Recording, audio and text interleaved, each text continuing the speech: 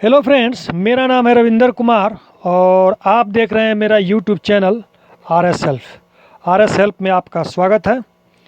तो आज हम लोग फिर छठ छठ का गीत जो है, एक नया छठ का गीत सुनेंगे।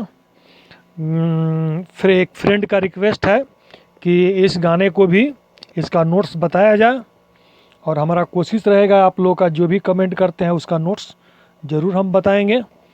तो ये है गाना कि छठी माई के घाटवा पर आजन बाजन बाजा बाजावाई बहो।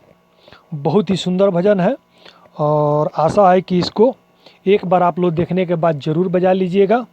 तो चलिए चलते हैं, पहले म्यूजिक के साथ देखते हैं, उसके बाद फिर मैं स्टेप बाय स्टेप मैं आप लोग को बताऊंगा। तो ये हमने कर दिया म्यूजिक स्टार्ट, सही है, और यहाँ से शुरू करना है, सही है। छठी माई के घाटावा पर आजन बाजन बाजा बाजावाई बहे। छठी माई के घाटावा पर आजन बाजन बाजा बाजावाई बहे। गोदिया में हुई है लाला नवा तो अर्घ देवे जाई बहे। छठी माई के घाटावा पर आजन बाजन बाजा बाजावाई बहे।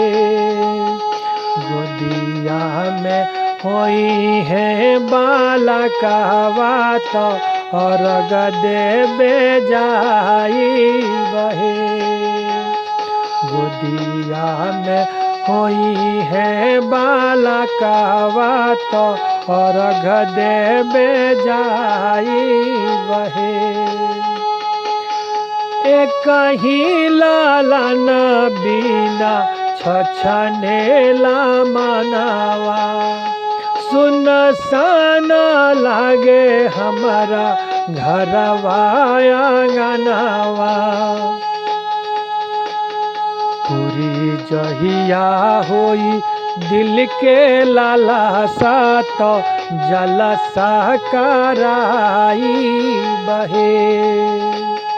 पूरी जहिया होई दिल के लालसा तो जलसा कराई बहे। गोदिया में होई है बालकवा तो अर्घ देवे जाई बहे। छठी माई के घाटावा पर आजन बाजन बाजा बाजावाई बहे। गोदिया में होई है लाला नवा तो अर्घ देवे जाई बहे। अब करते हैं म्यूजिक को स्टॉप और गाना जो है यहाँ से हम लोग उठाएंगे, सही है। गाना को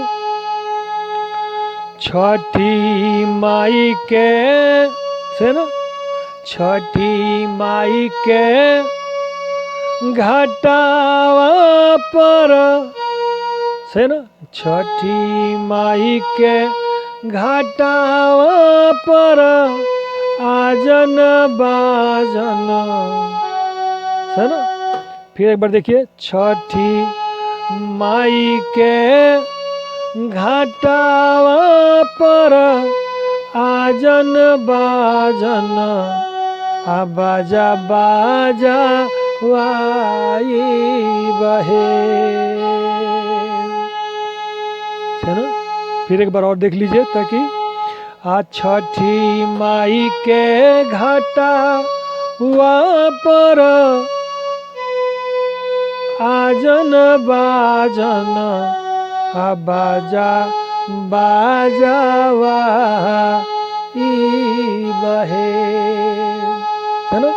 गोदिया में होई है बाला कहवा तो गोदिया में होई है बाला कहवा तो और देवे जाई बहे गोदिया में होई है बाला का मातो और देवे जाई बहे।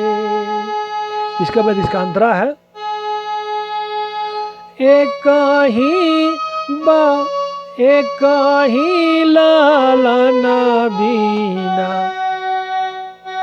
छछनेला मनावा एक ही लालना बीना छछनेला मनावा सुनसान लागे हमारा घरवा आंगनवा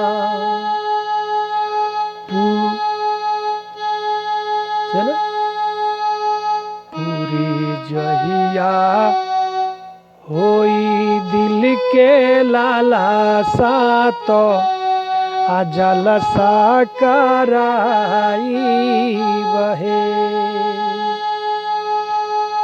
पूरी जहिया दिलावा के लालसा तो जलसा कराई बहे।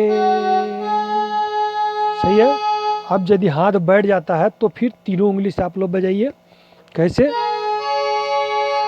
छठी माई के घटावा पर आजन बाजन बाजा बाजावाई बहे छठी माई के घटावा पर आजन बाजन बाजा बाजावाई बहे गोदिया में होई है लालनावा तो और देवे जाई बहे गोदिया में हुई है बालकावा तो और देवे जाई बहे एक ही लालन बीना छछनेला मनावा एक ही लालन बीना छछनेला मनावा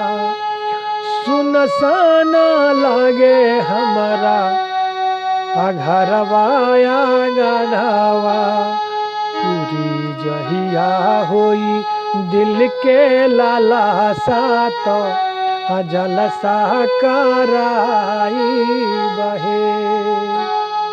अब यही जब आप इतना बजा लीजिए फिर म्यूजिक के साथ बजाइए। सही है ना? छठी माई के घटावा पर आजन बाजन बाजा बाजावाई बहे गोदिया में होई है बालकावा तो गोदिया में होई है बालकावा तो और देवे जाई बहे गोदिया में होई है बालकावा तो और देवे जाई बहे